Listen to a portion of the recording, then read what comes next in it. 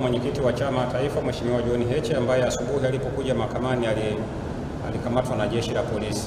Kwa taarifa ya jeshi la polisi kupitia kwa DZCO afande George Bagemu anadai ni kweli wamemkamata John Heche makosa ambayo hajayasema, lakini anasema jambo la John Heche haliko Dar es Salaam, liko Tarime, na amedai kwamba jeshi la polisi tayari wameshamsafirisha John Heche kutoka Dar es Salaam kuelekea Tarime. Kwa hiyo kama chama tunajipanga sasa kwa maana ya kuagiza mawakili walioko mkoa wa Mara na mawakili wengine kutoka Mwanza ili waelekee huko kwa ajili ya kuweza kutoa huduma za kisheria kwa makamu mwenyekiti. Kwa hiyo makamu mwenyekiti, kwa taarifa ya jeshi la polisi ni kwamba hayuko Dar es Salaam. Baada ya kukamatwa kwake amesafirishwa kutoka Dar es Salaam kuelekea Tarime, ambapo wao wanadai tuhuma zake ziko kule, na wao baada ya kumkamata wameshampeleka kule kwa ajili ya hatua nyingine zaidi. Kwa hiyo nilitaka niwape update hiyo kwamba makamu mwenyekiti tayari ameshasafirishwa, ameelekea au amepelekwa Tarime ili aweze